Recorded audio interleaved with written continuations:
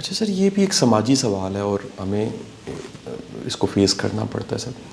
سر بڑی دنیا کے لیے جو تعلقات ہیں وہ ضرورت کے تعلقات ہوتے ہیں سر.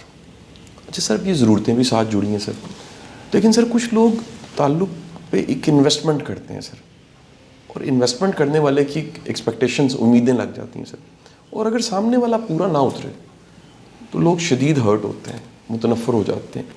سر یہ ریلیشن شپ مینجمنٹ میں ایسے لوگ جو ریلیشن شپ پہ انویسٹ کرتے ہیں اور پھر کام کہتے ہیں، کیسے بچا جائے سر؟ اس کے لیے تو گائیڈ لائن فراہم کی ہیں جناب حضرت عمر رضی اللہ تعالیٰ عنہ نے. جناب حضرت عمر رضی اللہ تعالیٰ عنہ نے اپنے ایک گورنر، جس کے بارے میں اطلاع یہ ملی کہ انہوں نے کوئی تحفہ قبول کیا ہے، تو بلا کے ایک بات پوچھی تھی کہ آپ سمجھتے ہیں کہ اگر آپ گورنر نہ ہوتے تو بھی یہ شخص آپ کو تحفہ دیتا؟ تو انہوں نے عرض کیا کہ نہیں تھا.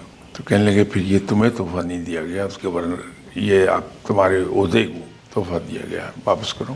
انسان اگر ایک احتیاط کر لے تو پتہ تو چل جاتا ہے کہ کون آدمی کس غرض سے آپ کو تحفہ دے رہا ہے، کیا کر رہا ہے. تو جس آدمی کے بارے میں ہمیں یہ یقین ہو جائے کہ یہ ہماری پوزیشن کو تحفہ دے رہا ہے، ہمیں نہیں دے رہا، تو اس سے معذرت کر لینی چاہیے. ورنہ آدمی انڈر آبلیگیشن آتا ہے، مروت کے تحت پھر اس کی بات ماننے پہ مجبور ہوتا ہے. تو بہتر یہ ہے کہ قبول ہی نہ کیا جائے. لیکن ذاتی سطح پر یا ایسا انسان جو آپ سے out of love and affection,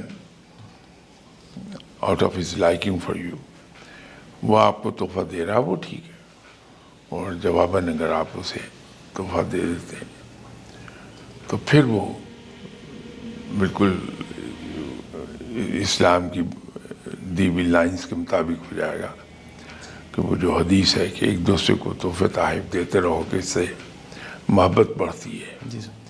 وہ ذاتی سطح ہے.